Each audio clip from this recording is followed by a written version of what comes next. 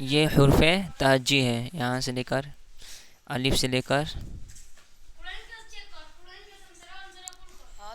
अलिफ से लेके या तक से इसको क्या कहते हैं, हुर्फ़ तहज्जी। यानी अलिफ से लेके जो या तक ये हरूफ है इसे हुर्फ़ तहज्जी कहते हैं। इसे मुफ़रद भी कहा जाता है। मुफ़रद किसे कहते हैं? जैसे अलिफ ये क्या है, मुफ़रद है। बा क्या है, मुफ़रद है। ता क्या है, मुफ़रद है।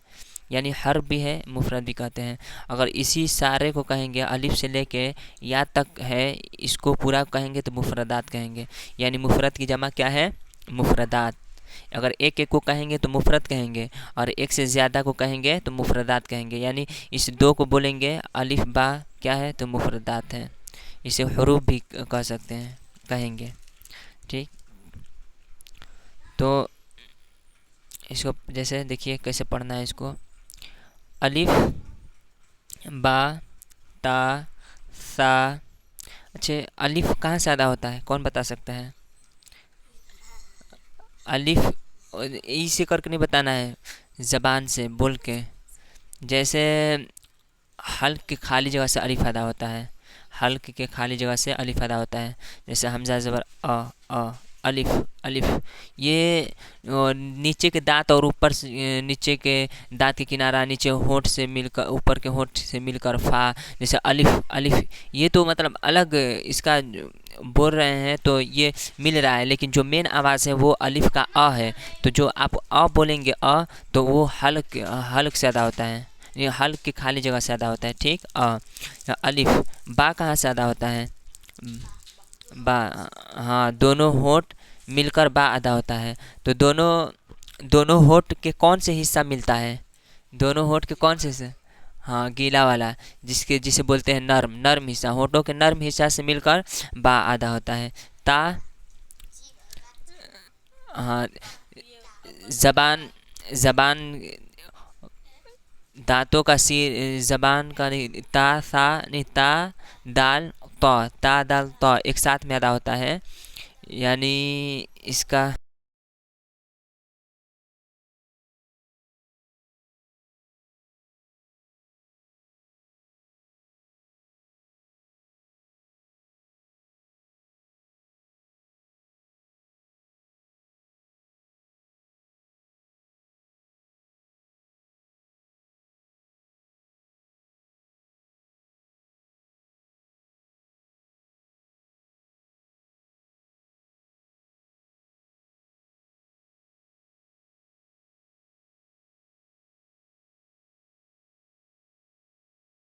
नहीं गया, आवाज़ नहीं गया, फिर से देखिए। दांतों जबान का नोक ऊपर नीचे के दांतों से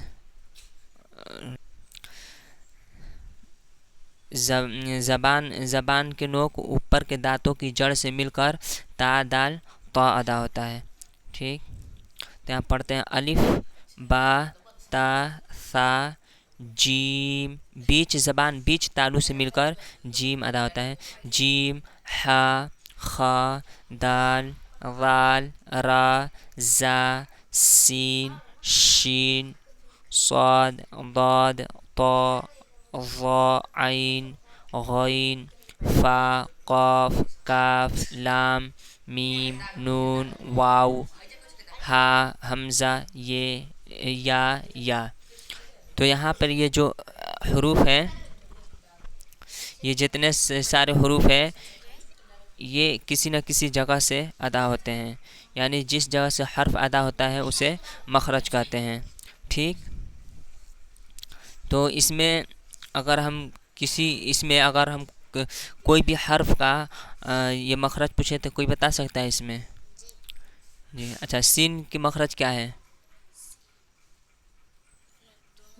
मखरज का मतलब क्या होता है? यानी जिस जगह से हर्फ अदा होता है उसे मखरज कहते हैं। सीन के मखरज क्या है?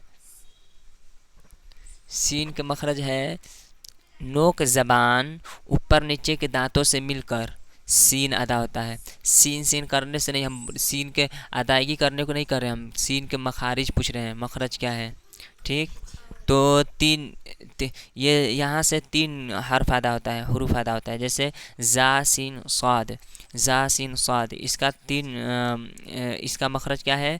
नोक ज़बान। इसका कायदा क्या है? नोक ज़बान ऊपर नीचे के दांतों से मिलकर जा सीन स्वाद होता है, स्वाद अदा होता है।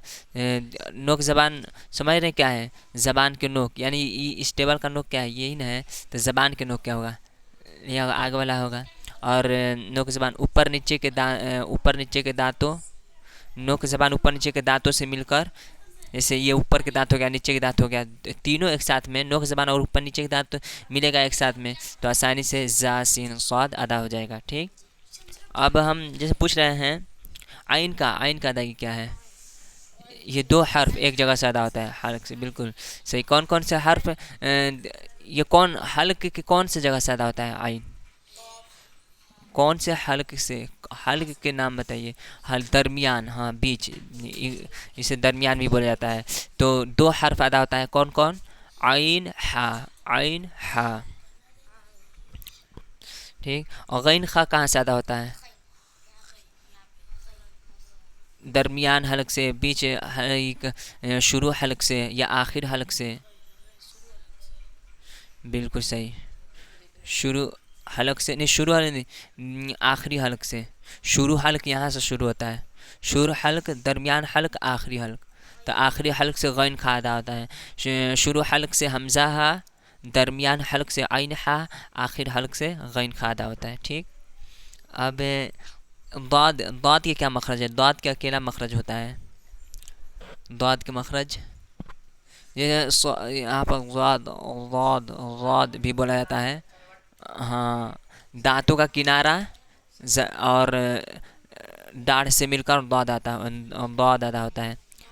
कि- हाँ, जैसे ये पंजा हो गया, ये हाथ हो गया, हाथ के ये मान चलो ये क्या है? इधर ध्यान दो ना, कोई नहीं सिखाएगा इस तरह के। तो देखो ये क्या चीज़ हो गया? ज़बान हो गया। ठीक। ये ज़बान हो गया। ज़बान ये पंजा है, लेकिन इसे ज़बान ही समझो अभी।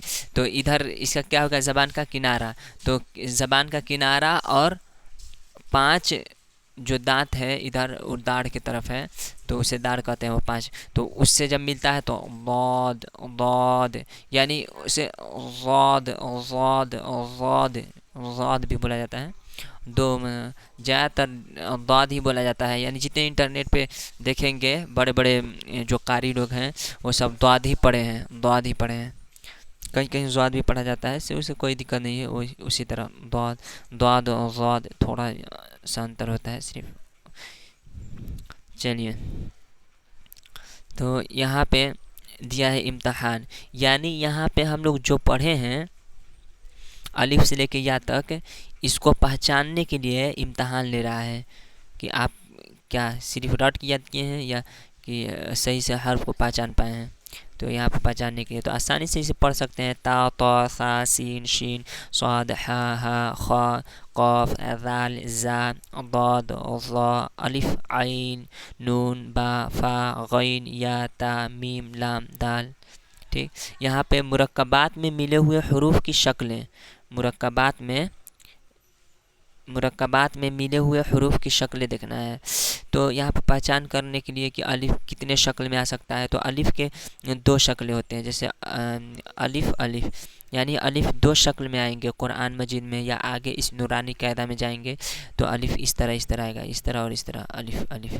ठीक। बा के 2 शक्लें इस तरह के होंगे, ता के 3 शक्ल इस तरह के होंगे, सा के जीम के एक शक्ल इस तरह होंगे, दाल के इस तरह के शक्ल होंगे, आइन के इस तरह का शक्ल आएगा, फा के इस तरह का शक्ल आएगा, काफ के भी इस तरह शक्ल आएगा, लाम के भी 2 इस तरह के शक्ल आएगा, मीम के भी 2 इस तरह के शक्ल आएगा, नून के भी 2 इस तरह के शक्ल आएगा, हा के भी 3 इस तरह के शक्ल आएगा। ठीक।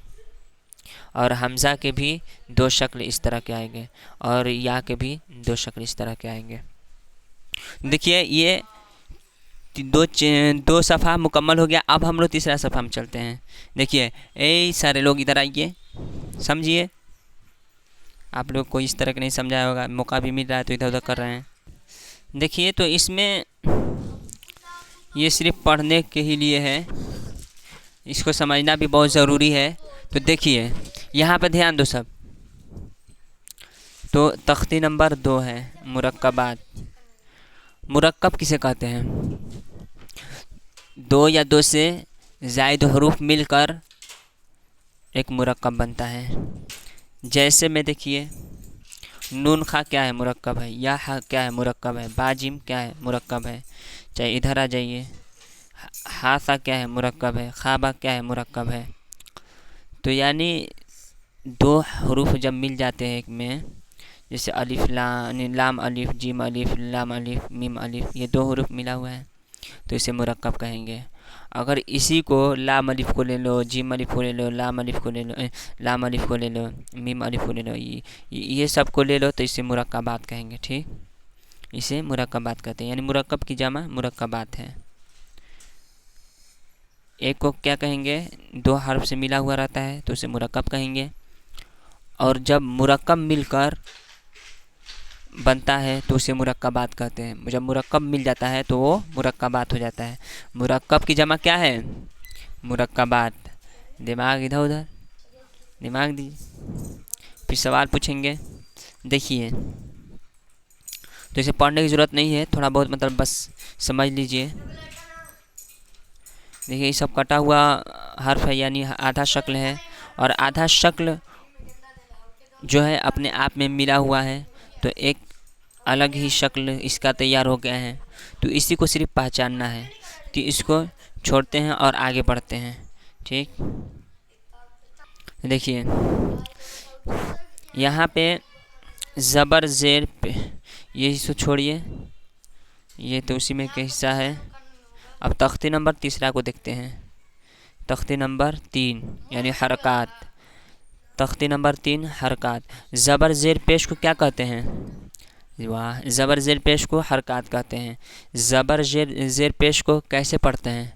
जल्दी पढ़ते हैं, बोलिए जल्दी पढ़ते हैं, थोड़ा भी ना खींचे। बिल्कुल मारूफ पढ़ना है, मजहूल आवाज़ से बचना है। इसलिए मजहूल आवाज़ ज़्यादातर उर्दू में इस्तेमाल होता है। हाँ हाँ, वो सब बताना है।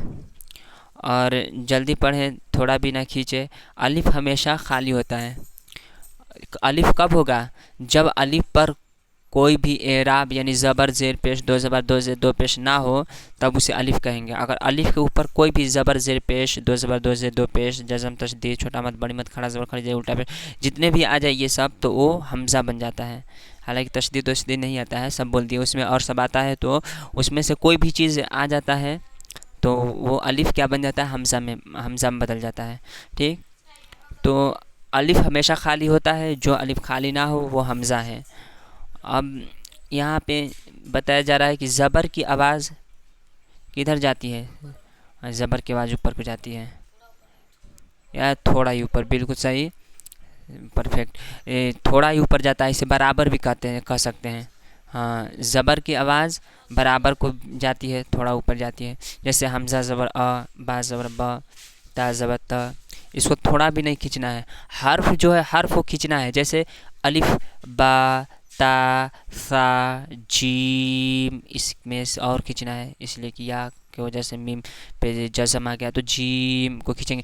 यानी जो हर्फ है हर्फ को खींचेंगे, लेकिन ज़बर उस पर आ गया तो हर्फ को खींचते हुए जब मतन पढ़ेंगे तब उसको नहीं खींचना है। जैसे हमज़ा ज़बर अ, बा ज़बर ब, ता ज़बर त, सा ज़बर सा, जीम ज़बर ज, हा ज़बर ह, खा ज़बर ख, दाल ज़बर द, ज़ाल ज़बर ज़, रा ज़बर र, ज़ा ज़बर ज़, सीन ज़बर स, शीन ज़बर श, साद ज़बर स, दाद ज़बर द, ता ज़बर त, ज़ा ज़बर ज़। यानी इस तरह के पढ़ा जाएगा। हालांकि हमें सिर्फ कायदा समझाना है, ये नहीं पढ़ाना है। आप लोग तो पढ़े ही हैं, सिर्फ समझना है इसको। अब इसे एक दो पढ़ के सिर्फ बता दे रहे हैं ताकि मतलब आप लोग को तरीका मालूम चल जाए। अब इसे कैसे पढ़ेंगे? एक एक करके ही जो करना पड़ता है ताकि और अच्छे तरीक़ा से समझ में आए, दिमाग में आए और उसे पढ़ पाएँ। तो देखिए जैसे दाल ज़बर द, र ज़बर र, द र, सीन ज़बर स, द र स, यानी तीनों पे क्या है, ज़बर है। तीनों पे ज़बर है, इसकी वजह से हम तीनों हरूफ को बराबर खींच रहे हैं, तीनों हरूफ को बराबर खींच रहे हैं, ठीक ना। द र स, जैसे एक और एग्जाम्पल, वाव ज़बर व, दाल ज़बर द, व द, आइन ज़बर आ, व द आ, यानी तीनों को बराबर खींच रहे हैं क्योंकि ज़बर है। ज़बर की आवाज़ ऊपर को जाती है यानी बराबर को जाती है, और आवाज़ को थोड़ा भी ना खींचे। ज़ेर को भी मारूफ पढ़ा जावे। अब इधर देखिए ज़ेर वाले हरूफ को देख रहे हैं।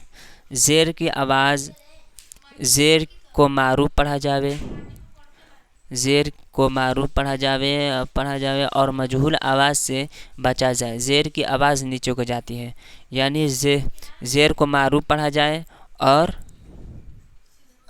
मजहूल आवाज़ से बचा जाए। ज़ेर की आवाज़ कहाँ जाती है, ज़ेर की आवाज़ नीचे को जाती है।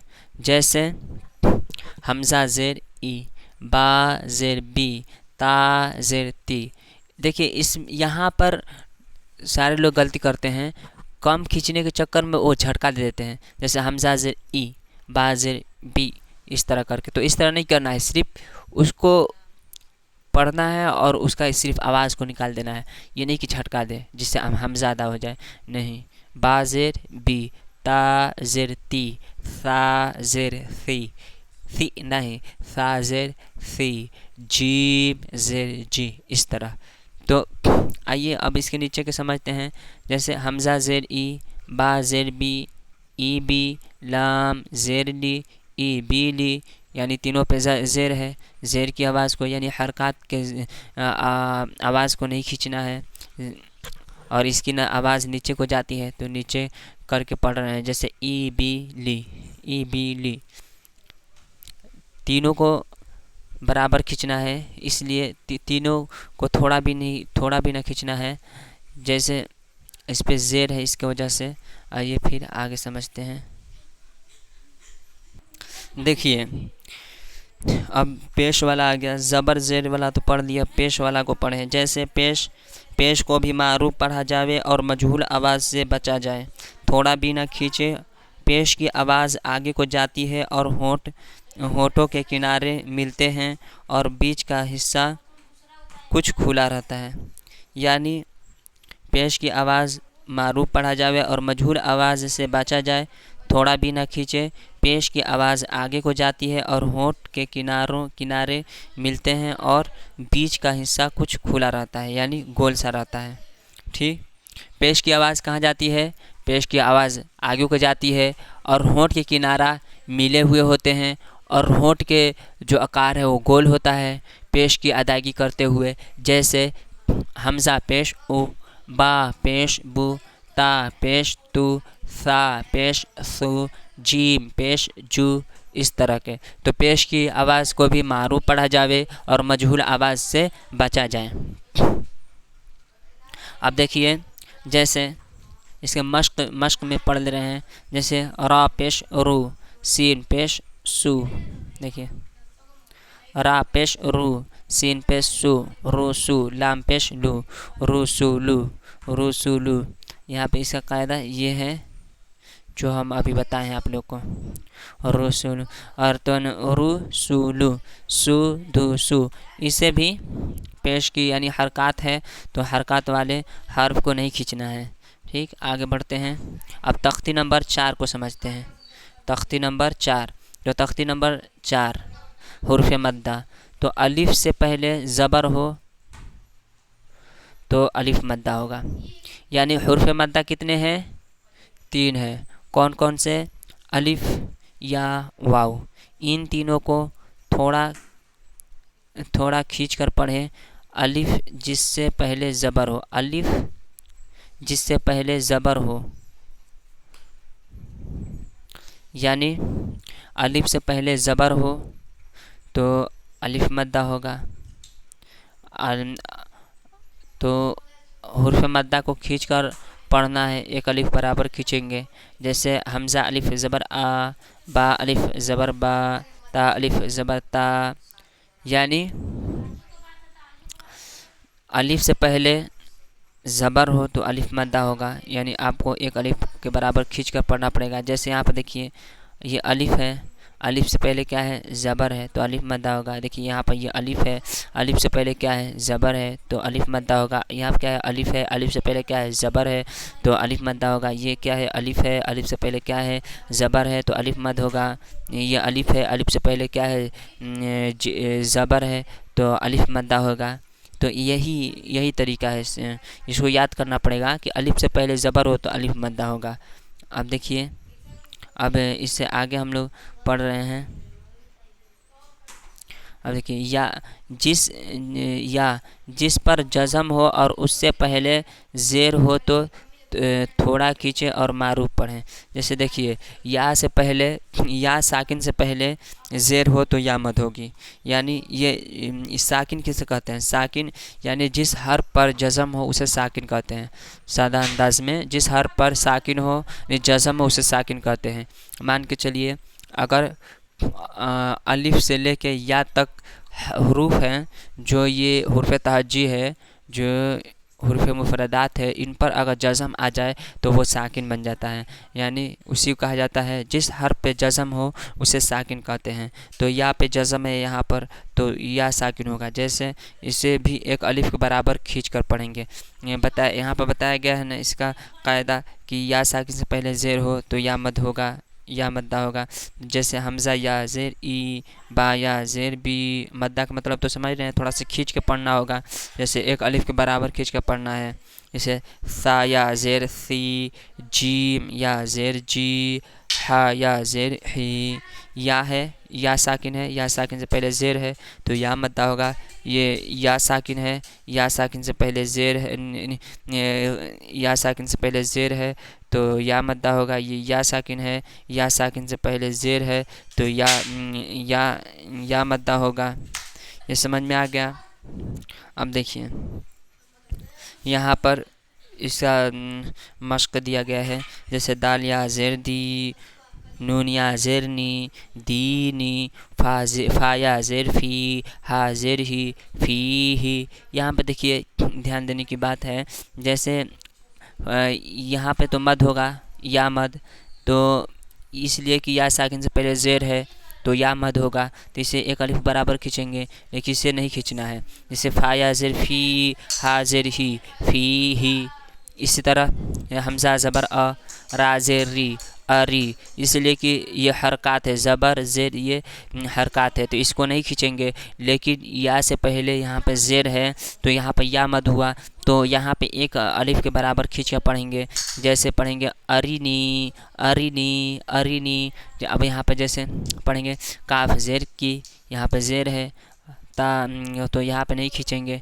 अब यहाँ पे देखिए अलिफ से पहले ज़बर हो तो वो अलिफ मद्दा होता है, तो यहाँ पर खींच कर पढ़ेंगे। जैसे ता अलिफ ज़बर ता, की ता, बा है, बा से या से पहले ज़ेर, या साकिन से पहले ज़ेर है तो यहाँ पे या मद्दा होगा, तो इसको भी एक अलिफ बराबर खींच कर पढ़ेंगे। जैसे पढ़ेंगे बी, बा या ज़ेर बी, तो इसको नहीं खींचेंगे, इसको एक अलिफ बराबर खींचेंगे, इसको एक अलिफ बराबर खींचेंगे, तो पढ़ेंगे किताबी। चलिए और आगे बढ़ते हैं। देखिए यहाँ पर लिखा गया है, यहाँ पे कायदा है, यहाँ पे कायदा दिया गया है, यहाँ पे ये कायदा है, तो यहाँ पे कायदा को समझ लेना। देखिए वाव साकिन जिस पर जज़म हो और उससे पहले पेश हो थोड़ा खींचे और मारूफ पढ़े, यानी जिससे पहले जिस पर जज़म हो और उससे पहले पेश हो तो उसे थोड़ा खींचेंगे। ठीक, जैसे हुर्फ़ मद्दा में से ही ये भी है। जैसे देखिए ये जिससे पहले ज़बर हो, मतलब वाव साकिन से पहले पेश है, जिससे पहले वाव साकिन से पहले पेश है, तो वाव साकिन से पहले पेश हो तो वाव मद्दा होगा, वाव मद्दा होगा। यहाँ पे यही समझा रहा है। और इसे थोड़ा खींचेंगे और मारूफ पढ़ेंगे, इसे एक अलिफ के बराबर खींचेंगे और मारूफ पढ़ेंगे। ठीक, जैसे हमज़ा वाव पेश ऊ, बा वाव पेश बू, इस तरह थोड़ा खींच के। तो देखिए बात यहाँ पर समझने की ये है, आपको हम तीनों को स्पष्ट कर दे रहे हैं। हुर्फ़ मद्दा जो है 3 है, इसको आपको याद करना पड़ेगा। जैसे अलिफ मद्दा, वाव मद्दा, या मद्दा, इन तीनों का कायदा है। अलिफ मद्दा को तो बता दिए, अलिफ से पहले ज़बर हो तो अलिफ मद्दा होगा, या साकिन से पहले ज़ेर हो तो या साकिन होगा, या मद्दा होगा, और वाव साकिन से पहले पेश हो तो वाव मद्दा होगा। यानी तीनों एक मिला जुला ही हरूफ है, तो इसको आसानी से हम लोग समझ सकते हैं। तो देखिए हमज़ा वाव पेश ऊ, बा वाव पेश बू, ता वाव पेश तो, इसे थोड़ा खींच रहे हैं क्योंकि ये वाव मद्दा है। वाव मद्दा कब होगा? तो वाव साकिन से पहले पेश हो तो वाव मद्दा होगा, वाव साकिन से पहले वाव साकिन से पहले पेश हो तो वाव मद्दा होगा, वाव साकिन से पहले पेश हो तो वाव मद्दा होगा, वाव साकिन से पहले पेश हो तो वाव मद्दा होगा, वाव साकिन से पहले पेश हो तो वाव मद्दा होगा। पहले की बात करें तो पहले वाव साकिन से पहले पेश है ना, तो वाव मद्दा ना होगा। चलिए तब इसे तो आप लोग समझ लिए। अब देखिए यहाँ पे अब खड़ा ज़बर, खड़ी ज़ेर और उल्टा पेश को समझ रहे हैं। तो खड़ा ज़बर, खड़ी ज़ेर, उल्टा पेश, यानी इन तीनों को भी हुर्फ़ मद्दा की तरह, ये देखिए यहाँ पे लिखा है खड़ा ज़बर, खड़ी ज़ेर और उल्टा पेश, खड़ा ज़बर, खड़ी ज़ेर, उल्टा पेश। तो इन तीनों को भी हुर्फ़ मद्दा की तरह खींच कर पढ़ना चाहिए।